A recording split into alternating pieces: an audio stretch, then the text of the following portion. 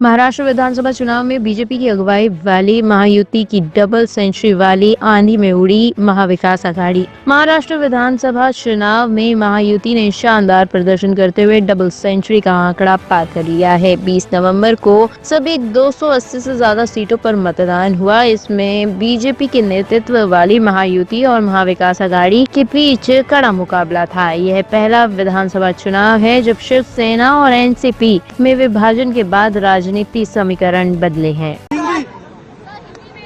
आज मैं महाराष्ट्र के तमाम मतदाताओं को बहुत बहुत धन्यवाद देता हूँ, उनका अभिनंदन करता हूँ, क्योंकि ये विक्ट्री जो है ये लैंडस्लाइड विक्ट्री है। ये मैंने कहा था कि महायुति को थम्पिंग मेजोरिटी मिलेगी और इसीलिए मैं तमाम मतदाता जो है, मेरी लाडली बहनाओं को मैं धन्यवाद देता हूँ, लाडले किसानों को मैं धन्यवाद देता हूँ और लाडले हमारे भाई हैं, लाडले सीनियर सिटीजन हैं, सभी वर्ग जो है, सभी वर्ग को मैं धन्यवाद देता हूँ कि उन्होंने ऐसी विजयश्री प्राप्त कर दी है कि न भूतो न भविष्य तो ऐसी विक्ट्री जो इस बार मिली है, जो 2-2.5 साल हमारी महायुति ने काम किया है। ये महायुति ने जो काम किया है उसके काम के ऊपर ये जनता ने शिक्कामोर्तब किया है, काम को तवज्जो दिया है, प्राथमिकता दी है और इसीलिए महायुति को इतनी बड़ी जीत हासिल हुई है। इसलिए मैं महायुति के पूरे महाराष्ट्र की जनता को तो धन्यवाद देता ही हूँ, उनका स्वागत करता हूँ, लेकिन महायुति के सभी कार्यकर्ताओं को भी धन्यवाद देता हूँ। उन्होंने जो काम किया है बहुत ही बढ़िया काम किया है और इस चुनाव में हमारे महायुति को जिताया है, इसलिए मैं बहुत बहुत उनका आभारी हूँ। Yeah, we have got very good numbers which we expected.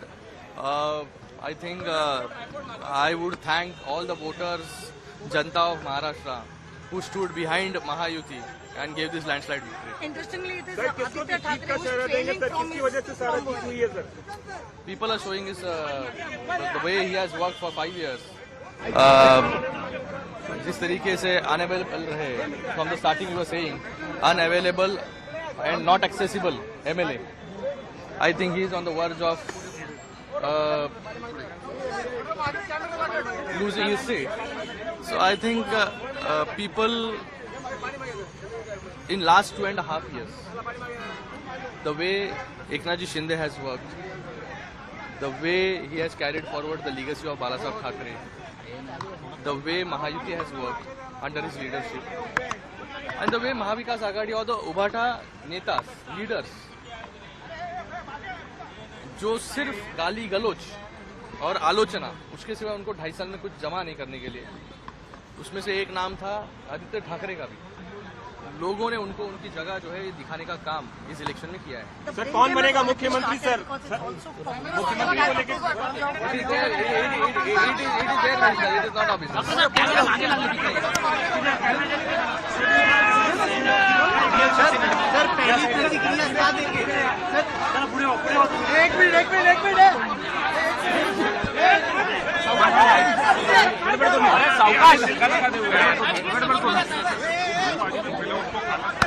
Shot को मिलने दे पहले।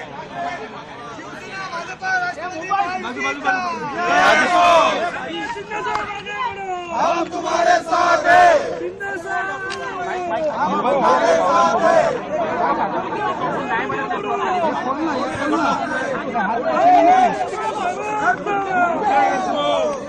सर मोठ्या प्रमाणात महायुतीच्या सीट्स या लीडवर पाहायला मिळत आहेत, जल्लोष सुरू झालेला आहे। सर पहिली प्रतिक्रिया तुमची काय सांगाल?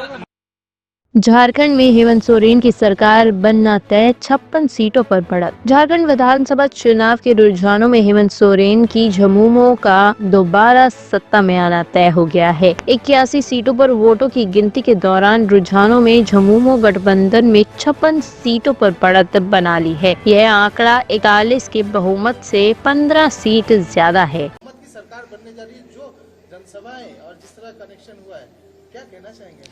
देखिए, मैं अभी फ़िलहाल के तौर पे यही कहना चाहूँगी, क्योंकि काउंटिंग अभी भी चल रही है, तो हम लोग जब इतना इंतज़ार किए हैं तो बस कुछ घंटों का और इंतज़ार हो जाए और मैं समझती हूँ कि अभी कुछ कहना ज़्यादा जल्दबाजी होगी, तो थोड़ा सा वेट कर लीजिए। जिस तरह से आप चलिए कोई बात नहीं, रुझान है। अब आप तो इतने देखिए 23 तारीख का इंतज़ार सबने किया है, और मुझे लगता है कि कुछ घंटों का, 2 से 3 घंटों का इंतज़ार और करिए। लगभग तो बहुमत के आंकड़े तो आप लोगों ने हासिल लगभग तो 41 तक देखिए, जो है, मैं 41 क्रॉस करते हुए 50 तक पहुंच मैं गए ये हैं। कहना चाहती हूँ कि झारखंड की जनता ने, हमारे बड़े बुजुर्गों ने, हमारे भाई दादा ने, हमारी माताओं बहनों ने, हमारे युवा साथियों ने विकास का रास्ता चुना है, और कहीं ना कहीं इस बार मैया की जीत हो रही है। बस मैं ये कहना चाहूँगी। आपका भी जिस तरह से कांडी विधानसभा से आप लगातार जो प्रयास कर रही थी, अभी भी जो रुझान है उसमें थोड़ा पीछे, लेकिन क्या लग रहा है कि उम्मीद है कि अपना और भी रिकॉर्ड तोड़ मार्जिन से आगे निकलेंगे? देखिए, अभी कुछ कहना मुश्किल है, अभी तो पहले कुछ बोलना नहीं चाहिए। खत्म होने दीजिए, खत्म होने दीजिए। सेलिब्रेशन तय है। कहाँ आप पीछे चल रहे हैं भाई? अभी आप ताजा रुझान दो। तीसरा चरण समाप्त हुआ है और ये आंकड़ा 44 पे गया है, क्योंकि सीटें यहाँ कम है। यहाँ 81 सीट है, महाराष्ट्र के अंदर 288 है, तो वहाँ स्कोप ज्यादा है। हमारे पास 81 है, स्कोप कम है। बट मैं पूरे विश्वास के साथ कहता हूँ, जैसे जैसे सूर्य ऊपर चढ़ेगा गैप ज्यादा नजर आएगा और यह आंकड़ा 50 पे जाएगा। और मैं पूरे विश्वास के साथ, जो परिवर्तन की लहर झारखंड में चली, करप्शन, वोट जिहाद, युवाओं का सपना चकनाचूर, महिलाओं का सम्मान, पूरी तरह रूल ऑफ लॉ कोलैप्स हुआ है 5 सालों के अंदर। मुझे पूरा विश्वास है कि जो सुनामी आपको महाराष्ट्र में देखने को मिल रही है, वही सुनामी 12 बस्ते पर झारखंड में आएगी। सरकार ने भी दावा किया कि हम सरकार बनाने जा रहे हैं। अरे वो तो परसों उन्होंने प्रेस कॉन्फ्रेंस कर दी कि 59 सीट पे हम जीत गए और बाकी में संघर्ष, माने 81 में 81। तो सो रहे थे, सपने में आ गए, सपने में बोल के चले गए। आज तो रिजल्ट है ना, आप देखो क्या है। अभी 44 सीट पे हम आगे हैं और यह आंकड़ा 12 बजे 50 के पार जाएगा। झारखंड जेएमएम ने इलेक्शन कमीशन को लेटर भी लिखा है इंटरनेट बैन को लेकर। आप देखो ना, ये जब हार होती है ना, सामने दिख रही है, तो बचने का रास्ता चाहिए। ठीकरा कहीं फूटना चाहिए, तो ठीकरा फूटने के लिए ईवीएम है, इलेक्शन कमीशन है। इन्होंने तैयारी कर ली है कि भाई ठीकरा कहाँ फोड़ना है, तो ठीकरा फोड़ने के लिए इलेक्शन कमीशन है, तो उन्होंने शुरुआत कर दी है। शुरुआती रुझान ठीकरा फोड़ने का दिखना शुरू हो गया है। अगर सरकार बनती है तो सीएम पेश क्यों होंगे, क्योंकि अभी भी इस पर चर्चा है। भाई ना आप डिसाइड करो ना हम डिसाइड करेंगे।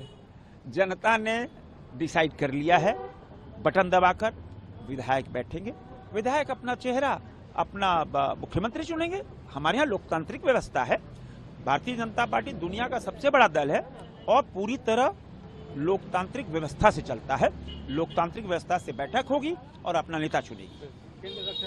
दिल्ली में नाले में डूबकर युवक की मौत, आतिशी सरकार ने किया 10 लाख रुपए की मुआवजे का ऐलान। पूर्वी दिल्ली के गाजीपुर इलाके में नाले में डूबकर 27 वर्षीय युवक की मौत होने की घटना सामने आई है। पुलिस ने शव का पोस्टमार्टम कराकर परिजनों को सौंप दिया है। व्यक्ति की मौत की जानकारी मिलने पर दिल्ली सरकार में मंत्री मुकेश अहलावत ने स्थानीय विधायक कुलदीप कुमार के साथ मृतक के परिवार के साथ मुलाकात की है। साथ ही उन्हें 10 लाख रुपए की आर्थिक सहायता देने का भरोसा जताया है। अंशराज जी, क्या हुआ था आपको लेकर सर, क्या मांग चला आपको? ये रात को कल 4 बजे गया है घर पे, फिर वापस आ गया। मम्मी ने इसी को रोका, नहीं रुका, बोला मेरे दोस्त है, मैं जा रहा हूँ दोस्त के साथ। फिर मॉर्निंग में सुबह 8 साढ़े 7 के करीब पता चला, फोन, मेरा बच्चा ये छोटा वाला है, अच्छा जी, इसके पास फोन आया कि ऐसे ऐसे नाली में, वो बहुत तगड़ी नाली है, उसमें तो गाय भैंस कोई भी गिर जाए नहीं पता चलता। अच्छा जी, डेथ हो गई। अब हम लोगों को पता चला तो हम लोग गए। अब क्रेन आई एमसीडी वाली और आपके ये पुलिस भी आई, इन्होंने निकलवाया। अब इधर लेके आ गए। बच्चे का क्या नाम है, क्या उम्र था? मनोज क्या उम्र थी उसकी? 27 क्या काम करता था? मंडी जाता था। ठीक। बच्चे की मौत हुई है मयूर बिहार में, क्या है पूरा मामला बता दीजिए। ऐसा ही रात को 1 बजे इस बच्चे का पैर फंस गया था और जिसके कारण से ये नाले में गिर गया। तो सुबह हमको जानकारी मिली, हमारे मोनू भाई ने जानकारी दी हमको, और क्या नाम है, अरविंद जी का आदेश था और हमारे मुख्यमंत्री आतिश जी का आदेश था कि इस परिवार के साथ जाएं और जो भी आर्थिक सहायता हो उसकी वो दें। तो अब हमने बातचीत की है कि अब इस परिवार को हम 10 लाख रुपए का मुआवजा देंगे।